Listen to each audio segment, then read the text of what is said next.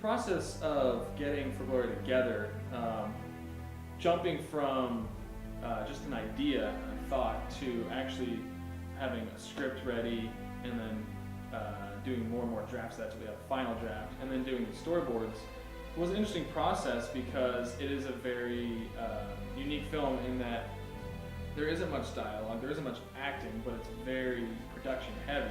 And so we had to plan out every single stage of that. We had to plan out how we were going to shoot it. We had to plan out how we were going to get the costumes, locations, and the effects.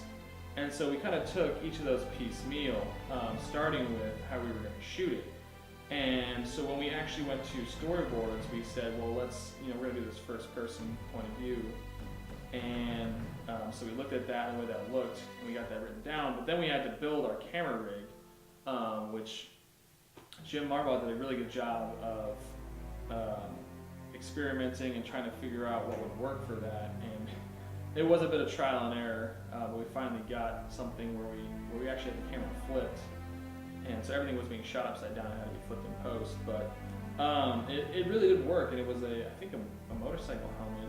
Another very difficult scene was where Jim pushes himself up off the ground, after being hit by an explosive, and the smoke, we had to time the smoke grenades to clear, so he sees the picture of a sweetheart, he reaches for it, we have two characters drag him around, and then they leave, and another thing comes in, we have our squib effect, and then he drops, and Jim has to climb over his body, and there's another soldier here with a blown off leg. So we had all these effects involved, and then we had to deal with, me trying to keep my shadow out of the shot, our audio guy trying to keep the shadow out of the shot, and all the effects people, and everyone just movements, and not running into anybody, not crossing anybody, not getting anybody in shot that we didn't need to. So that was just, it was, once again, just incredible that we got it in as many takes as we did. I love the experience, but I would say it is incredibly stressful. I would do it again, but I don't think there's ever an end to how much prep you can do to hopefully get there and run as smoothly as possible. And I think, this film is incredibly unique with the effects we use, the way we told the story, the way we shot it. It's just, I would say, by and far, it's one of the most unique experiences of my life, but I would say, hopefully, when people see this, they'll realize, they'll get into that mindset, that experience, that the visuality of it will really draw them in. And that's kind of what my expectations are, and my hopes are, is film as a medium hopes to draw you in, so that it is a different world for you, somewhere you can go. And the point of this one is to do that. And my hopes are that we can take this film and fest it and show more people, and they can experience what we did in 2 days.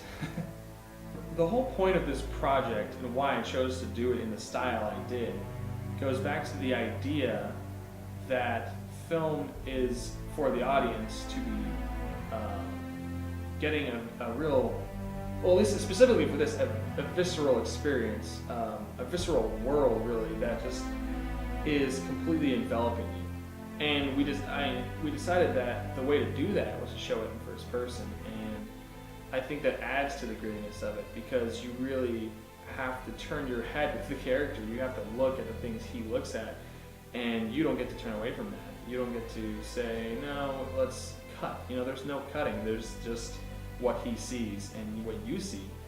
And as an audience, I think that's an experience that needs to be had, at least, every once in a while.